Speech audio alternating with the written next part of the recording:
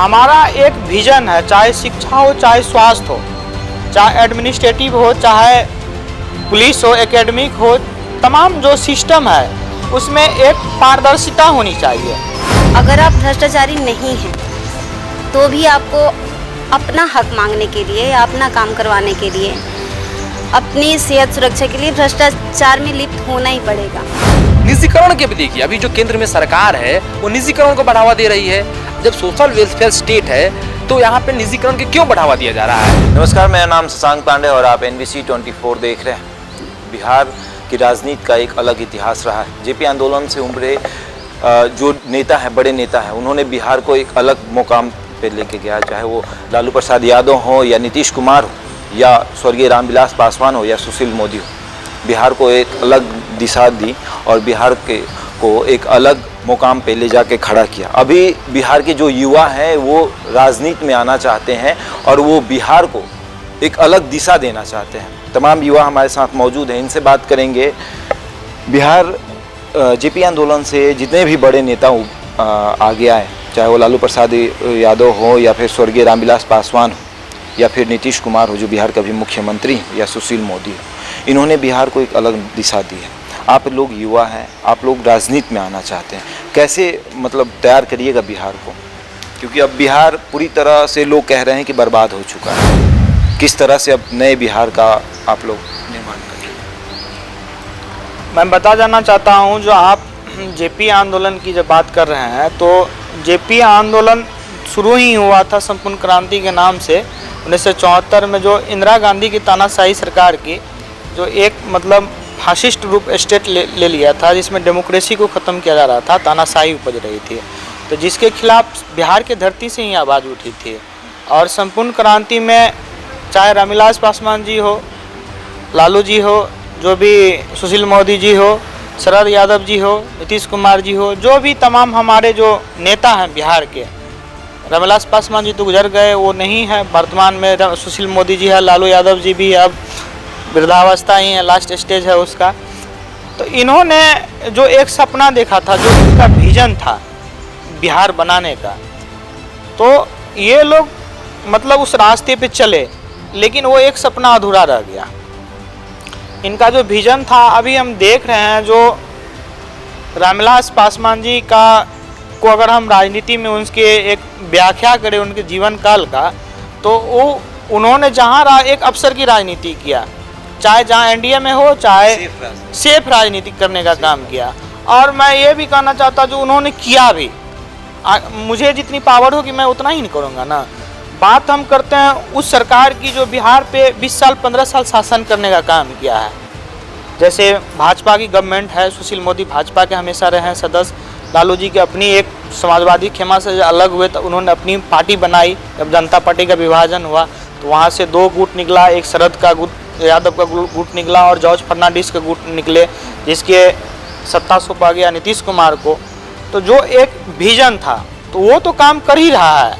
एक नीतीश कुमार जी का एक नारा था जब चुनाव था बिहार में, सबका साथ सबका विकास।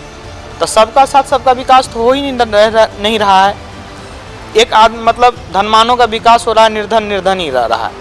एक सिस्टम जो है, व्यवस्था जो है अभी के डेट में जो काम कर रही है, वो मतलब जो जहाँ है जो उसको वहीं रहने दो, मतलब सबको साथ लेके चलने वाली ये सिस्टम नहीं है। अगर आप राजनीति में हैं, आप किस तरह से बिहार को तैयार करें? देखिए, मेरा एक अलग विजन है। हम छात्र संगठन आयशा से बिलोंग करते हैं और आयशा की पॉलिटिक्स का प्रैक्टिस भी कर रहे हैं। हमारी पार्टी भाकपा माले हैं और एक महागठबंधन घटक दल के हम लोग छात्र संगठन के स्टूडेंट लीडर है। हमारा एक विजन है, चाहे शिक्षा हो, चाहे स्वास्थ्य हो, चाहे एडमिनिस्ट्रेटिव हो, चाहे पुलिस हो, एकेडमिक हो, तमाम जो सिस्टम है उसमें एक पारदर्शिता होनी चाहिए। जैसे बहुत सारी क्रांति हमारे देश में हुई है, हम सूचना क्रांति की अगर बात करते हैं तो जो हमारे सिस्टम एक पारदर्शिता लाया। अभी के डेट में सबका साथ सबका विकास का नारा देने वाली नीतीश कुमार सरकार बिहार में फैल है, साथ में इंडिया गठबंधन भी फैल है। तमाम जो सिस्टम है वो एक मतलब एडहॉक पे और एजेंसी को सौंपा जा रहा है। एक ये सिस्टम निजीकरण के हाथों में सौंपा जा रहा है। तो निजीकरण के हाथों में सौंपा जा रहा है, इसमें है जो जो वर्ग है, जो गरीब वंचित शोषित परिवार है, उसको सिस्टम में मुख्य धारा में नहीं जोड़ा जा रहा है, उसको जहाँ वहीं से काट दिया जा रहा है। आप एक उदाहरण देके हम आपको समझाते हैं। जो इस बार पटना विश्वविद्यालय में जो नामांकन हो रही है, इसमें सीबीएसई बोर्ड का जो मार्किंग होता है उसका तो एग्ज़ाम नहीं हुआ, वो मार्किंग खुद से किया है बोर्ड ने, और बिहार बोर्ड जो है एक परीक्षा लेकर के रिजल्ट दिया है, तो उसका जो कट ऑफ है बिहार बोर्ड का रिजल्ट का एवरेज परसेंटेज होता है वो 80, 82, 85 के अंडर ही रहता है, और सीबीएसई बोर्ड का जो पैटर्न है वो 98.9, 99 पॉइंट तक जाता है। तब पटना विश्वविद्यालय में जो एडमिशन हो रही है, पटना विश्वविद्यालय ही वो धरती है जहाँ से संपूर्ण क्रांति हुई है, क्योंकि एक उच्च शिक्षा है, उच्च शिक्षा में सब आना चाहते हैं, चाहे निम्न वर्ग हो चाहे उच्च वर्ग हो, तो पटना विश्वविद्यालय की ओर अग्रसर करते हैं। तो उसमें आप देखिए हम लोग का मांग था जो बिहार बोर्ड छात्रों के लिए कुछ प्रीफरेंस दिया जाए, हम लोग 50% का मांग किया था, तो जिसमें कुलपति ने उसको नकार के राज्य सरकार के पाले झाड़ दिया। तो ये मेरी बस की बात नहीं है। तो आप बताइए, बिहार का एकलौता विश्वविद्यालय पटना विश्वविद्यालय, उसमें अगर बिहार बोर्ड के बच्चे नहीं पढ़ेंगे तो बिहार बोर्ड के बच्चे जाएंगे कहाँ? सीबीएसई का तो मनमाना रिजल्ट आया, उनका परसेंटेज हाईएस्ट है। तो ये जो सबका साथ सबका विकास नारा देने वाली नीतीश गवर्नमेंट, एनडीए गवर्नमेंट कर क्या रही है? ये तो सबका साथ नहीं है, ये पूंजीपतियों का साथ है, पूंजीपतियों का विकास है। दो युवा बिहार की राजनीति में अपना परचम लहरा रहे हैं, चाहे बात करें तेजस्वी यादव की, चिराग पासवान। हाँ। तो क्या ये दोनों सही कर रहे हैं? देखिए, बात अगर चिराग पासवान जी की हम बात करते हैं तो वो भी एक मतलब वो रामविलास पासवान जी के पुत्र हैं, वो भी अवसरवादी पॉलिटिक्स करते हैं। वो भी सेफ राजनीति। हाँ, वो भी सेफ राजनीति कर रहे हैं। नीतीश कुमार पर हमला तो राजनीति में करता ही है, ठीक है, हमला तो हो ही रही है। अभी भी चिराग जी का कहना जो हम मोदी जी का हनुमान है, तो मोदी जी तो उनको बता दिया आप हनुमान हो कि क्या हो। चिराग पासवान जी का एक विजन जो है Bihari first, Bihar first, Bihari first, वो मुझे अच्छा लगा, लेकिन उसकी जो नीति है, पॉलिसी है, वो मुझे अच्छा नहीं लगा, क्योंकि मैं देख रहा हूँ उनका सिस्टम या उसके पापा, उसके पिताजी का है सिस्टम, वो एक सेफ राजनीति का है। तो मैं आप तेजस्वी यादव जी का नाम लिए, तेजस्वी यादव जी बिहार में एक महागठबंधन के सबसे बड़े लीडर है, वो चीफ मिनिस्टर का फेस रहे हैं। तो हमारी महागठबंधन की जो पॉलिसी है, हमारी अगर गवर्नमेंट बनती है जिसमें हम लोगों की एक विजन है जो समाज के सबसे जो निचले तबके के व्यक्ति है उसको मुख्य धारा से कैसे जोड़ा जाए। जिस प्रकार से बिहार बोर्ड का रिजल्ट आया, बिहार बोर्ड का रिजल्ट का मार्किंग जो होता है, लॉ होता है, सीबीएसई का हाई होता है, तो इसमें जैसे नीतीश गवर्नमेंट कर रही है जो पूंजीपतियों का साथ, पूंजीपतियों का विकास था, हमारा वो सिस्टम नहीं रहेगा। हमारा सबका साथ सबका विकास का विजन रहेगा जो नीतीश का फेल हो गया है, चाहे वो शिक्षा में ले लीजिए, स्वास्थ्य में ले लीजिए, चाहे अन्य तमाम जो सिस्टम है उसमें जो भर्तियां हो रही है, जो व्यवस्था होनी चाहिए। तो लेके आपने बात की है। हाँ। स्वास्थ्य को किस तरह दुरुस्त करिएगा? देखिए, अगर हम स्वास्थ्य की बात करें, शिक्षा की बात करें, तो सब सिस्टम धीरे धीरे मतलब कोलैप्स हो रहा है, इसको बचाना बहुत जरूरी है। इसलिए हम तमाम छात्र युवा जो भी राजनीति कर रहे हैं, पटना विश्वविद्यालय में छात्र राजनीति कर रहे हैं, एक इन कोलैप्स सिस्टम को बचाने के लिए ही स्वास्थ्य व्यवस्था की अगर हम बात करें तो आप सबसे बड़ा बिहार का हॉस्पिटल है पीएमसीएच, जिसमें रत्ती भर व्यवस्था नहीं है, अनाप शनाप डॉक्टर दवा लिखता है, कहीं बेड नहीं है, नहीं आप अगर पीएमसीएच चले जाइए, आप अगर सही होकर गए तो आप बीमार होकर आइएगा। फिर भी हम अच्छा मानते हैं पीएमसीएच को, आखिर एक ठहराव है बस पीएमसीएच। जिला अस्पताल प्राइमरी स्वास्थ्य को ख़त्म कर दिया गया है, पूरे बिहार का जो पेशेंट का लोड है वो पीएमसीएच पे है। जो ये गवर्नमेंट कर रही है इसको डॉक्टर की बहाली करना चाहिए, नर्स की बहाली करना चाहिए, तमाम ये एडॉप्ट को सौंप रहे हैं, निजी एजेंसी को सौंप रहे हैं। तो स्वास्थ्य व्यवस्था इसका ख़त्म हो गया है। वही हाल है इसका शिक्षा व्यवस्था का, ये प्रोफेसर बहाली कर रहे हैं, एडॉप्ट से बहाली कर रहे हैं, गेस्ट फैकल्टी रख रहे हैं। तो हमारा जो बीपीएससी आयोग है, बिहार कमीशन, आप उससे बहाली क्यों नहीं कर रहे हैं? शिक्षक जो है वो सड़कों पे धरना प्रदर्शन। शिक्षक का तो आप अगर उच्च शिक्षा से नीचे की बात करें, उच्च माध्यमिक शिक्षा का बात करें, प्राथमिक शिक्षा, तो ये खत्म हो गया है। और नीतीश कुमार के जो बहाली के जो शिक्षक है उसको पेमेंट मिलता ही नहीं है। हमारा एक है जो शिक्षक, इसी शिक्षा ही देश को बदलाव लाएगा। और छात्र, ये युवा पीढ़ी जो, ये ही एक नया पीढ़ी है। मेन सोर्स जो होता है, ह्यूमन सोर्स होता है, युवा पीढ़ी है, उसको नीतीश गवर्नमेंट और मोदी सरकार बर्बाद कर रही है। सीधा तो मतलब आपके अनुसार बिहार में बहुत बदलाव की जरूरत है? बहुत बदलाव की जरूरत। महिला है हमारे साथ, उनसे बात करेंगे। आप अगर आती हैं राजनीति में, बिहार की राजनीति में, अगर आपको मौका मिलता है बिहार का मुख्यमंत्री बनने का, तो सबसे पहले क्या बदलाव करेंगे? धन्यवाद। पर अभी तो फिलहाल में अगर हम वर्तमान की बात करें तो मैं बिहार सरकार में हूँ नहीं और ना ही मैं मुख्यमंत्री हूँ। अगर मुख्यमंत्री बनने का मौका मिलता है तो सबसे पहले क्या बदलाव? देखिए, जैसा कि अभी हमारे पूर्ववर्ती के साथी ने कहा, बिहार की जो सारी व्यवस्थाएं और ध्वस्त हो चुकी है। चाहे आप रोजगार की बात कर लें, आप शिक्षा की बात कर लें, आप स्वास्थ्य की बात कर लें, या किसी भी सेक्टर में जाएं, भ्रष्टाचार इतने चरम पे है कि मतलब आपको बिना, अगर आप भ्रष्टाचारी नहीं हैं तो भी आपको अपना हक मांगने के लिए या अपना काम करवाने के लिए, अपनी सेहत सुरक्षा के लिए भ्रष्टाचार में लिप्त होना ही पड़ेगा। ऐसी सिचुएशन बन गई है, आप कहीं पे भी जाएंगे ना, आपसे वैसा ही रवैया बर्ताव किया जाएगा। शिक्षा में वही हाल है जैसा कि अभी आपने बताया। अब बताइए कि बिहार में एकमात्र यूनिवर्सिटी जो रेगुलर कोर्सेज कराती है, जो 3 साल में हम लोगों को डिग्रियां देती है, अब वो यूनिवर्सिटी भी एक रिजर्व कैटेगरी को दे रही है। वैसे लोगों को, जो लोग अमीर हैं, पहले से ही अमीर हैं, अभिजात वर्ग से आते हैं, और बिहार पहले से ही अति पिछड़ा राज्य है। इसमें ऐसा नहीं है कि गरीब लोग नहीं हैं। अगर आप पूरे बिहार का दौरा करें तो बहुत सारे ऐसे लोग हैं जिन तक शिक्षा पहुंच ही नहीं पाती है। गांव में तो अभी भी बहुत बुरी स्थिति है, और अगर मैं अपनी लड़की होने के नाते बात करूं, लड़कियों की स्थिति तो बहुत ख़राब है। फिर दूसरी चीज़ कि आए दिन जो होने वाले रेप हैं, ठीक है, इससे भी माँ बाप परेशान होते हैं, डरते हैं, लड़कियों को बाहर भेजने से डरते हैं। अगर हिम्मत करके वो भेज भी दे तो हमेशा उनको चिंता बनी रहती है कि लड़कियां मेरी सुरक्षित हैं अथवा नहीं हैं। इसके अलावे शिक्षा का स्तर एकदम गिरा हुआ है। पटना यूनिवर्सिटी की बात कर लें, 50 से 60% शिक्षकों के पद खाली हैं। कोई कैसे पढ़ेगा? मैं खुद पटना यूनिवर्सिटी के स्टूडेंट हूँ। जब मैंने 3rd ईयर में एडमिशन लिया, 3rd ईयर में जब मैं पास होकर गई, तब से जितने एडॉक बेसिस पे पढ़ाते थे हमारे कॉलेज में, उन सारे टीचरों को निकाल दिया गया। हम लोग हर दिन अटेंडेंस के लिए जाते थे, लेकिन पढ़ाई नहीं होती थी। एग्ज़ाम तो ले रही है यूनिवर्सिटी, ले रही है और मार्किंग भी कर रही है, लेकिन हम पढ़ेंगे कैसे? इसकी तो चिंता चीज़ की शिक्षा ही देश को बदलती है। तो जब शिक्षा है ही नहीं बिहार में, तो बिहार कैसे बदलेगा? और भारत में बिहार भी तो एक राज्य है, इसकी भी तो एक अहमियत है। मतलब आपको अगर मुख्यमंत्री बनने का मौका दिया जाएगा तो सबसे पहले आप शिक्षा पे काम करेंगे। युवा हैं हमारे साथ, इनसे भी बात। बिहार की राजनीति जिस तरह से अभी है, सबका कहना है कि बिहार पूरी तरह बर्बाद हो चुका है। सब नेताओं का कहना यही है। विपक्षी पार्टी कह रही है, चाहे वो चिराग पासवान हो या तेजस्वी यादव है, बोल रहे हैं नीतीश कुमार ने पूरे बिहार को बर्बाद कर दिया है। आपको अगर बिहार का नेता बनाया जाए, मुख्यमंत्री बनने का मौका दिया जाए, आप बिहार को किस तरीके से बदलिएगा? देखिए, क्या बदलाव करिएगा? देखिए, बात सिर्फ मुख्यमंत्री बनने से या किसी एक के मुख्यमंत्री बन जाने की नहीं है, बात पूरी व्यवस्था की है। भारत को जब हम बात करते हैं तो भारत एक सोशल वेलफेयर स्टेट है, और जब सोशल वेलफेयर स्टेट की जब हम बात करते हैं तो शिक्षा, स्वास्थ्य, जो बुनियादी सुविधाएं हैं उसे मुफ्त में जनता तक पहुंचाने की ये वायदा सरकार, भारत का संविधान देश की जनता के साथ करता है।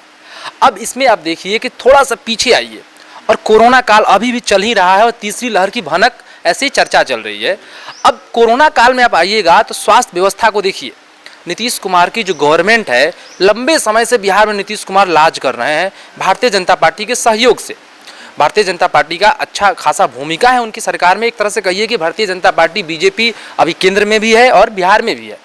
तो जब सोशल वेलफेयर स्टेट की हम बात करते हैं, और वहाँ जब कोरोना काल में प्रदेशों में काम कर रहे लोग, बिहार के लोग, आप बिहार की राजनीति की बात कर रहे हैं, तो पैदल चले आते हैं बिहार तक, और उनके लिए कोई सरकार, न केंद्र की सरकार न बिहार की सरकार, मुकम्मल व्यवस्था करती है कि वो यहाँ तक पहुँच जाए। जिस सोशल वेलफेयर स्टेट में हम ये बात करते हैं कि लोगों को मुफ्त शिक्षा, स्वास्थ्य दिया जाएगा, उस सोशल वेलफेयर स्टेट में लोगों को लाने के लिए गाड़ी का इंतजाम नहीं किया जाता है। दूसरी चीज़, स्वास्थ्य व्यवस्था पे जब नज़र डालिएगा तो पीएमसीएच की हम बात करते हैं, चाहे एम्स की बात करते हैं, इसके नीचे आप आइए, तमाम स्वास्थ्य, प्राथमिक स्वास्थ्य केंद्र जो हैं उसको देखिए, सदर अस्पताल है आप उसको देखिए, सारे के सारे सदर अस्पताल में न अच्छा से स्टाफ काम करते हैं, न वहाँ पे दवाइयाँ उपलब्ध होती हैं, न वहाँ पे पूरे पर्याप्त मात्रा में स्टाफ उपलब्ध होते हैं। तो पूरा का पूरा व्यवस्था जो है ये ख़त्म हो चुका है। इस व्यवस्था में परिवर्तन की जरूरत है। और हम हमेशा सिर्फ सत्ता परिवर्तन की बात नहीं करते हैं, वामपंथी लोग हैं, हम कहीं ना कहीं व्यवस्था परिवर्तन की बात करते हैं कि जो पूरा का पूरा जो स्ट्रक्चर है इसमें बदलाव की जरूरत है। अभी तो सरकार जो वर्तमान में है, सोशल वेलफेयर स्टेट का जो भारत का संविधान भारत की जनता के साथ वादा करता है वो भी पूरा नहीं कर पा रहा है। जितने रिक्त पद पड़े हैं उसको नहीं भरा जा रहा है। जो व्यवस्था पहले से लागू है, जो अस्पताल काम कर रहे हैं, जो स्कूल काम कर रहे हैं, उसको भी दुरुस्त नहीं रखा जा रहा है। निजीकरण के भी देखिए, अभी जो केंद्र में सरकार है वो निजीकरण को बढ़ावा दे रही है। जब सोशल वेलफेयर स्टेट है तो यहाँ पे निजीकरण के क्यों बढ़ावा दिया जा रहा है? आप नीचे के स्तर पर जब देखिएगा, प्राथमिक विद्यालयों को सरकार कहती है कि हम प्राथमिक विद्यालयों को ख़त्म नहीं करते हैं, लेकिन एक दूसरे जब नज़र से देखिएगा तो सरकार जानबूझ करके प्राथमिक विद्यालयों को ख़त्म कर चुकी है। और उसके जगह पे ग्रामीण इलाकों में देखिएगा निचले के स्तर पे कौन से विद्यालय चलते हैं? विद्यालय जो चलते हैं वो प्राइवेट स्कूल चलते हैं। अब यही काम सरकार उच्च शिक्षा में कर रही है, क्योंकि सरकार की जो नई शिक्षा नीति की जब बात कीजिएगा, पॉलिसी लेवल का मामला है। जब सरकार नई शिक्षा नीति लेकर आती है उसमें आप एक मल्टीप्लेक्स एजुकेशनल कॉम्प्लेक्स की बात करती है। उसमें सरकार का ये कहना है कि जब नई शिक्षा नीति आएगी तो मल्टीप्लेक्स एजुकेशनल कॉम्प्लेक्स बनेगा। कैसे? 5वीं तल्ली एकदम शिक्षा का मॉल बना दिया जाएगा कि 5 तल्ला बिल्डिंग होगा, नीचे केजी के चलेंगे, ऊपर 1 से 5 तक चलेगा, फिर 10वीं तक चलेगा, फिर उसके ऊपर यूजी पीजी चलेगा। तो एक पूरा का पूरा एक विश्वविद्यालय जितना बड़ा कैंपस ऑक्युपाई करता है उससे 5 विश्वविद्यालय उसमें खोल दिए जाएंगे। 5 विश्वविद्यालय उसमें खोल दिए जाए तो जो मैदान होते हैं, एक्स्ट्रा करिकुलर एक्टिविटी होती है जिससे एक पूरे विद्यार्थी का संपूर्ण विकास होता है, उसको खत्म कर दिया जाएगा और आपको एक कर्मचारी बनाकर छोड़ दिया जाएगा कि आप उतना ही पढ़िए जिससे देश की कंपनियों को एक कर्मचारी मिल पाए, देश को एक सजग जनता न मिल पाए। तो ये पूरी की पूरी व्यवस्था लागू की जा रही है देश में। इस व्यवस्था के खिलाफ ताकतवर होकर और मतलब एकदम मुखर तरीके से लड़ने की जरूरत है। जिस तरह से बेरोजगारी बढ़ रही है बिहार में, एक नए जो अपने आप को मुख्यमंत्री बताकर पेपर में इश्तिहार देकर पुष्पम प्रिया चौधरी जिस तरह से फेमस हुई थी और विधानसभा चुनाव में जहां तहां जाकर जिस तरह से बंद पड़े फैक्ट्रियों को दिखा रही थी, क्या लगता है खुल जाएगा तो बिहार में रोजगार मिलेगा, बिहार के लोगों को रोजगार मिलेगा? देखिए, पुष्पम प्रिया चौधरी की बात करें तो खैर तो उनका भी हम चर्चा करना नहीं चाहते हैं क्योंकि वो एक स्टंट पॉलिटिक्स है। रोजगार की बात करें, हाँ, रोजगार की बात करते हैं तो आप जब बिहार को देखिएगा ना, यहाँ की जब जनसंख्या को देखिएगा तो बिहार अभी पूरे देश में सबसे युवा प्रदेश है। यहाँ सबसे ज़्यादा युवाओं की संख्या है, सबसे ज़्यादा पूरे देश में। ये आंकड़ा है, सरकारी आंकड़ा है कि बिहार सबसे युवा प्रदेश है। और यहाँ देखिए जितने लोग बैठे हैं लगभग, आप थोड़ा सा आप नज़र घुमाइएगा, सोसाइटी को देखिएगा, आपको ज़्यादातर युवाओं की संख्या दिखेगी और युवा प्रदेश है। ठीक इसके विपरीत बिहार सबसे बेरोजगार प्रदेश है।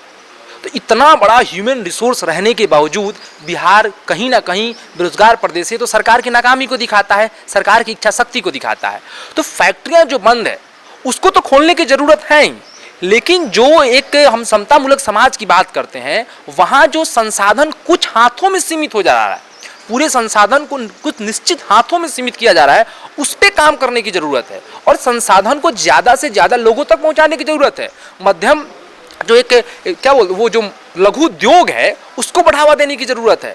सिर्फ बड़े बड़ी फैक्ट्रियां खोल जाने से लोगों को रोजगार नहीं मिलेगा, लोग कर्मचारी पैदा होंगे। हमें कर्मचारी नहीं पैदा करना है, हमें एक मतलब एक सेल्फ डिपेंडेंट लोग पैदा करने हैं, हमें जनता पैदा करना है, हमें सजग नागरिक पैदा करना है, सिर्फ कर्मचारी नहीं पैदा करना है। तो फैक्ट्रियां खुलें जरूरी है क्योंकि नीतीश सरकार ने जो थी फैक्ट्रियां उसको भी बंद कर दी।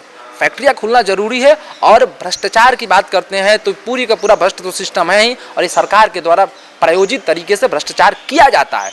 सबको पता है कि पैसा जब ब्लॉक से चलता है तो कहाँ तक पहुँचता है।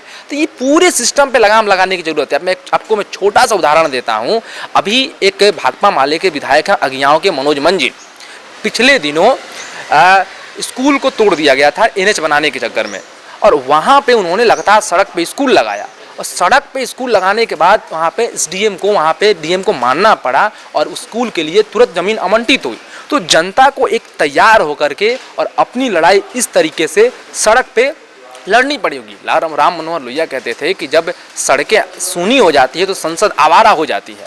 वही हाल अभी है कि लोगों को सड़कों पे आना होगा और एक पूरी तरह से जो व्यवस्था नष्ट हो चुकी है, पूरी व्यवस्था की परिवर्तन के लिए लड़ाई लड़नी होगी। तो इनका कहना है कि इनका कहना है कि अगर बेरोजगारी को दूर करना है तो पूरा सिस्टम को बदलना पड़ेगा। आखिरी सवाल है आपसे, जिस तरह से जातिवाद, परिवारवाद हो रहा है राजनीति में, आपको क्या लगता है कि उसको बदलने की जरूरत है? देखिए, जातिवाद की जो बात आप करते हैं तो भारतीय राजनीति के एक मतलब अगर हम बात करते हैं तो उसके अंग में ही कास्टिज्म है, लेकिन हम लोग कास्टिज्म की बात नहीं करते हैं। कास्टिज्म की बात करिएगा तो आप जो हम व्यवस्था परिवर्तन की बात करते हैं वो नहीं है, हो पाएगा। सही बात है। ये अगर लोग जाति, धर्म, सब चीज़ से ऊपर उठ करके अपने सिस्टम को, अपने मतलब एक व्यवस्था जो उसको चाहिए, शिक्षा, रोजगार, स्वास्थ्य, उसको इन तमाम चीज़ों से ऊपर उठ करके सड़क पे आने का और सरकार के खिलाफ एक मोर्चा खोलने की ज़रूरत है। कास्टिज्म को लेकर के ही तो ये चोर लोग बैठे हुए हैं गद्दी पे। ये चोर नहीं है तो क्या है, आप हमको बताइए। ये सारे जो एक जैसे फाइनेंस मिनिस्टर हो गया, जैसे वित्त मंत्री हो गया, जो शिक्षा मंत्री है बिहार में, परिवहन मंत्री है, ये प्रतिया अमृत को जानते हैं, स्वास्थ्य विभाग की ये सड़क परिवहन विभाग है वो सचिव बना है। आए दिन बिहार में देख रहे हैं जो एंटी जो होता है चौक चौराहे पे जो गार्ड होते हैं वो ट्रैफिक पुलिस, उसके डीटीओ, इंजीनियर, तमाम लोग घर से करोड़ों करोड़ पैसा कैसे निकल रहा है। आरा का जो एसपी था, क्या नाम है उसका, अभय कुमार क्या नहीं, उसके घर से वो कैश कैसे बंडल का बंडल निकल रहा है। ये सब कास्टिज्म तो है ही। हमारे लोग पकड़ाए हैं तो छूट गए, किसी अदर कास्ट के हैं तो उसको जेल भेज दो उठा करके। तो हम उस कास्टिज्म की बात करेंगे तो सिस्टम परिवर्तन नहीं ना होगा। आप राजनीति में आएंगे तो जातिवाद और परिवारवाद से उठकर काम करिएगा। जब तक हम इसे उठ के बात नहीं करेंगे तो जनता हमारे साथ नहीं आएगी। किसी एक कास्ट को या समुदाय को फोकस करके हम व्यवस्था परिवर्तन नहीं कर सकते हैं। पूरा समाज का जब तक साथ नहीं हो पाएगा। मैं 2 उदाहरण देता हूँ आपको।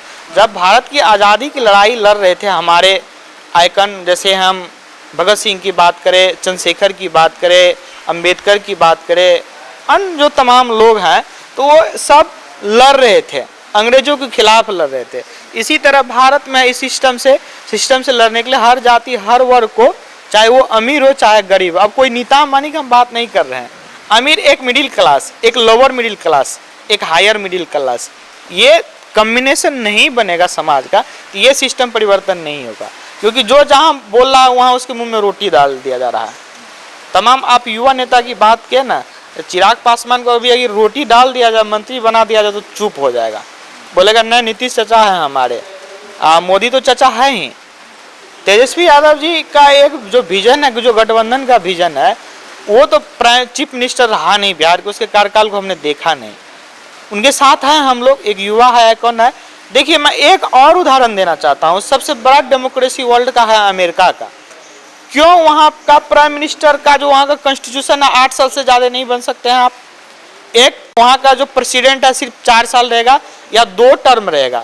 चाहे बराक ओबामा की बात करें, चाहे जॉर्ज फर्नांडिस की बात करें, चाहे तमाम जो प्रेसिडेंट रहे हैं, चाहे ये इससे पहले जो ट्रम्प थे, तो ये तो हट गए, 4 साल में ही हट गए। तो उसका एक कॉन्स्टिट्यूशन बना, क्योंकि वो जानता जब तक इनको परिवर्तन नहीं करोगे तो ये परिवर्तन नहीं होगा, सिस्टम में नहीं होगा। एक आदमी को अगर गद्दी पे बैठा दिया जाए तो वो धृतराष्ट्र बन जाएगा। धृतराष्ट्र क्यों अपने आंख में पट्टी बांध लिया? तो क्योंकि देख रहा था, तो वही सिस्टम हमारा बन गया है। तो ये सबसे पहले कास्टिज्म को खत्म करना पड़ेगा, धर्म को उखाड़ के फेंकना पड़ेगा यहाँ से। ये तमाम चीज जो है, ये एक जनता की आंख पे एक पट्टी बांध दिया गया है, पता नहीं किस प्रकार का पट्टी है। अब तमाम जो बड़े बड़े पत्रकार है, रवीश कुमार का आप 1-2 लेख आया है पटना यूनिवर्सिटी पे, उसको पढ़िए। वो युवा से आग्रह कर रहे हैं, तो आपके 18,000 स्टूडेंट है पटना विश्वविद्यालय में, वहाँ 70% प्रोफेसर नहीं है, तो आप कैसे पढ़ाई कर रहे हैं? आप सिस्टम के खिलाफ नहीं बोल रहे हैं, तो आप समझ लिया जो ये युवा नहीं पीढ़ी नहीं है, वो आप निकम्मा पीढ़ी है। तो मैं इसको निकम्मा मानता हूँ। तो ये थे बिहार के युवा जो बिहार को एक अलग दिशा देना चाहते हैं। इन्होंने बताया कि किस तरह से लालू प्रसाद यादव ने राजनीति किया, या फिर स्वर्गीय रामविलास पासवान ने राजनीति की, या फिर बिहार के मुख्यमंत्री नीतीश कुमार जो हैं वो किस तरह से राजनीति कर रहे हैं। और ये जो युवा आएंगे बिहार की राजनीति में, तो यह क्या क्या सिस्टम में बदलाव करेंगे और किस तरह से बिहार को एक अलग दिशा देंगे। तमाम खबरों के लिए जुड़े रहे हमारे साथ और देखते रहे NBC 24।